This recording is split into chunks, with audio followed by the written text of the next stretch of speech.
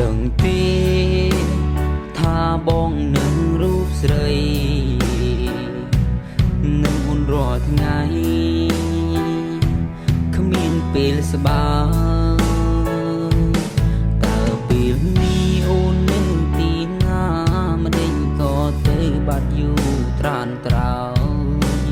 សូម្បីឆាតមិនឆ្លើយ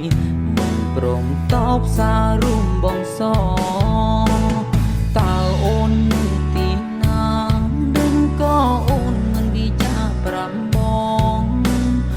ឬក៏ស្រស់ងល់អងអូនទៅមាននឹងថ្មីទៅហើយ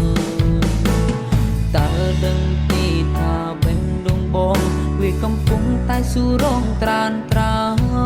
យសូមផ្ដល់ចម្លើយឲ្យបងដឹងផង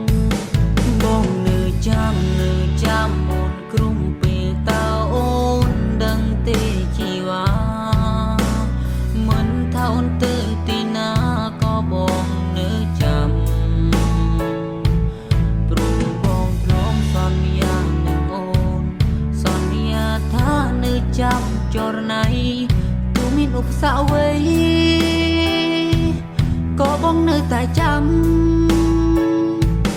តើពេលនេះអូននៅទីណាមេត្តាប្រាំបងផងថ្លៃឬកំពុងក្បែរអ្នកថ្មីមែនទេ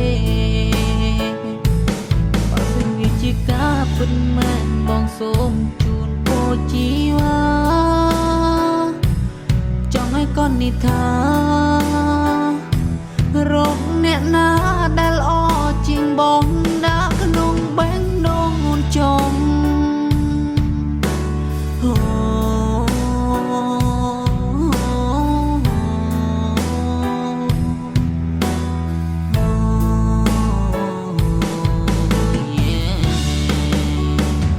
តើបងមិនល្អត្រង់ណាទើបបានជាស្រង់ជីវ៉ាអូនទុកបងចោលបែបនេះ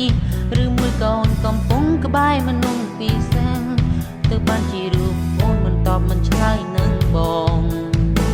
ដឹងទេថាពេលនេះបងនឹកអូនខ្លាំងណាស់នឹករាល់ពាក្យសម្ដីអង្គុយមើលឆាតចាំងចាឬមួយក៏ពេលនេះអូនចាប់ផ្ដើមបដូរផ្លាំងអូនចាប់ផ្ដើមភ្លេងបងហើយបងនៅតែនឹកដល់ជីវ៉ាទោះបីពេលនេះអូនធ្វើដាក់បងយ៉ាងណា